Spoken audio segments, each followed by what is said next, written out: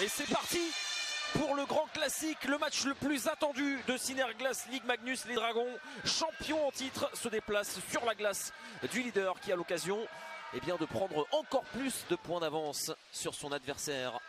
Le brûleur de loup et ça part en deux contre. Fleury, la passe, oh quelle est belle cette passe et le repli défensif des Dragons de Rouen avec l'énorme charge sur le côté. Le décalage pour Kyle Hardy, que c'est parti fort et l'arrêt très autoritaire de Matija Pintarik.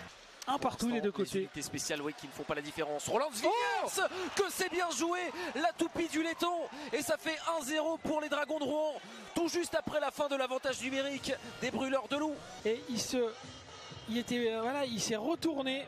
De Deschamps, la passe pour Hardy, le tir de Hardy et la réaction immédiate des brûleurs de loup. Ça fait un partout dans ce match grâce aux défenseurs.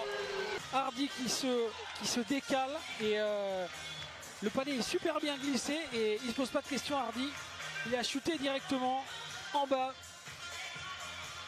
Paléen qui a fusé à peu près 20 cm de hauteur. Il offre de belles situations. Et le tir qui a été bloqué avec le rebond de Reynaud et le superbe double arrêt de la part du gardien des brûleurs de loup. Magnifique ce qu'il vient de faire. Oui, parce que ce lancer l'avait mis en difficulté.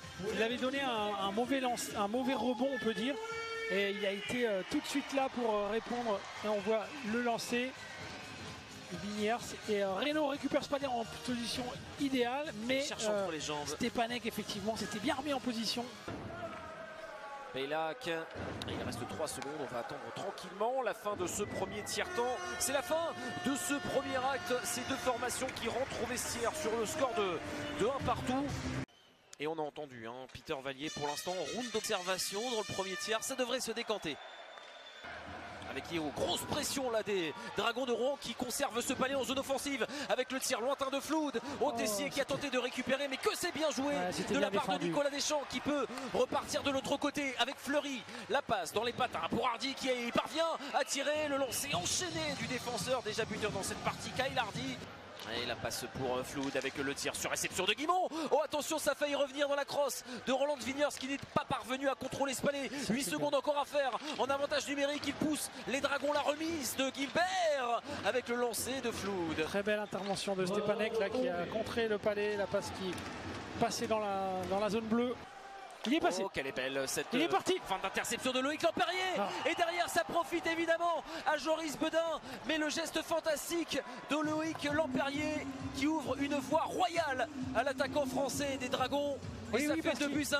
Il a fait une ouverture dans le milieu. Il a fait mine de prendre le palais. Et en fait, il l'a laissé passer pour Bedin sur cette magnifique ouverture de Guimont. Et Bedin s'est retrouvé tout seul, lancé. Là, vous voyez, il a fait mine de le prendre. Et là, c'est Bedin qui se retrouve lancé, mi-hauteur.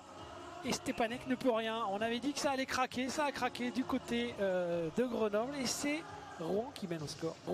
Qui était prêt. C'est bien anticipé par Nicolas Deschamps. 5 secondes encore à faire. Qu'est-ce que Tessier? La passe pour Chakiashvili. Et finalement, on va en rester là. C'est la fin du deuxième tiers-temps.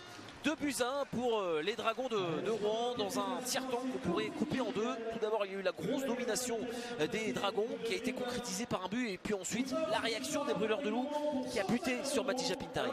Et Johnston qui récupère cet engagement. Évidemment, ce n'est pas la même composition.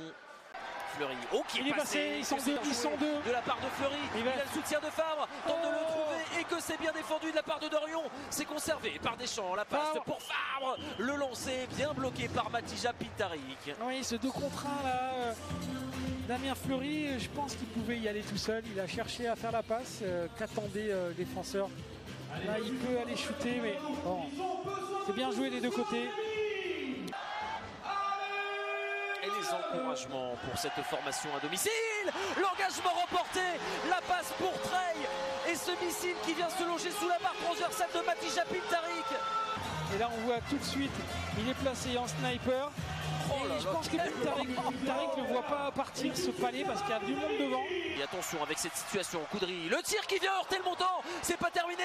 Oh non, et quelle parade sensationnelle, signé Matija Pintarik.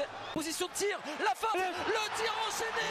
Et quel but exceptionnel, signé Damien Fleury, le capitaine de l'équipe de France, qui vient donner l'avantage aux brûleurs de Loup pour la première fois de la rencontre est au meilleur des moments.